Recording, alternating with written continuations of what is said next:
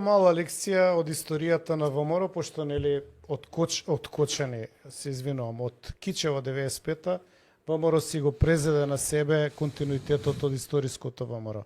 28 година Протогеров е убиен од Ванчо Михајлов, по налог на Ванчо Михајлов. Ви честитаат. Не, ја и Милош си честитам. Дај ги кадар како се поздрав. Ја и Милош си честитаме, добра дебата. Вика испадано, одамна сме немале добра дебата. Значи 28 година се караат за конгрес. Тоа сме го збореле, не знам дали се сеќавате.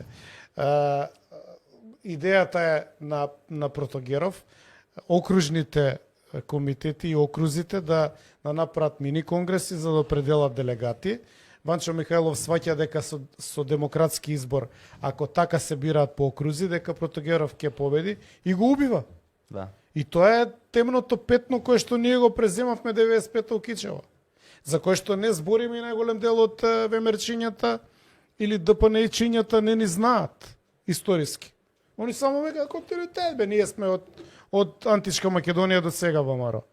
А за овие работи немаат поема. Тоа е суштината на владењето во ВМРО. СДСМ има некој друг пат. Меѓутоа, СДСМ си е партија на комунистите од 45-та, партија што представува едноумие, значи изниктатна, родена во едноумие и од 45-та до 50-тите години партија што се пресметува со целата десница и македонското движење у Македонија. Значи партија која што има радикални и крволочни корења и која што има направено злосторства. Сега ја не знам гледачите како ќе реагират и не ме не интересира, меѓутоа историјата е немилосрдна и за левата и за десната страна. И ти одеднаш правиш демократија, прво немаш лустрација како што треба, немаш расчистување со соработници на тајни служби, гледаш дека ти роварат тајните служби, бољи резултат не може, Мичо. Значи, бољи резултат со соработници и тајни служби што ги контролираат партиите и преку тоа државата не може да има. Ти имаш соработник на службите со потврдено кодно име, они го пратија на Генерално собрание у Њујорк, го гледам на сликите со Муцунски и се слика триумфално, нас не поздравува, сака да каже службите владеат, а вие правите си емисии и подкасти. Тоа е состојбата. Не може да биде подобро со овака структурирана држава. Ракот е раширен.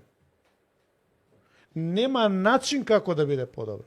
Подобро ќе биде за нив. Гледайте се, парадигма е на целова вечерашна емисија, овој што избега кандидатот. Пробишти, кај е? Да. Он ти е директор на... Ја не го знам човеков. Прв пут го гледам. Значи, не знам дали ќе ми веруваат гледачите, не пратам македонска политика. Ти ги спремаш емисиите, доаѓаме, дискутираме, коментирам како ја гледам на работите на прва. И на прва го гледам тука. Значи, човеков, директор на неуспешен рудник, викате ќе отиде у стечај. Жената функционер, од фамилија у царина, он сега за градоначалник. Тоа ти е парадигма. Значи, како може човек што направил добро и гледа да направи уште повеќе добро само за себе, да мислиш дека ќе направи добро во општеството. Не може да дојде до тоа. Не може да дојде до тоа. И само низ таа призма, бидејќи јас сум филозоф на десницата, да не кажам идеолог, бидејќи не сум идеолог. Филозоф и историчар на десницата сум. Ја имам проблем со левицата. Ја многу знам што правила левицата. До Голиоток и така натаму сум гледал и оригинални досија од Голиоток. Но од таа призма само ми лежи левица за да се направи баланс во овој систем. Пошто они имаат некој грасрут на оние уништени у транзицијата. Еве, мене е многу криво замар што кажуваат, нели, само со мајка и така натаму. Тоа е прича што не требаше да биде никако on the air во Македонија. Зашто има многу такви деца, многу такви семејства, многу такви родители, многу такви трагедии. Тоа не сме да биде дел од наративот у политиката. И само ради тоа може да бидат прифатливи. Многу пати ме прашуваат зашто ти против левица. Не сум против левица како партија. Имам проблем со левичарската идеологија низ призма на македонската историја. Иако ни десницата не е подобра. Братоубиствени пресметки во Софија, ликвидации, убиства, ВМРО има историјат на убиства. У таа рамка се вклопувам јас и мене ме нападна, нели, физички 2 пати, така и по судови сум, и ме влечкаат, и ме тормозат и све. Но еве, мислам дека успеав малку да ти приближам зашто ние не можеме да очекуваме подобро.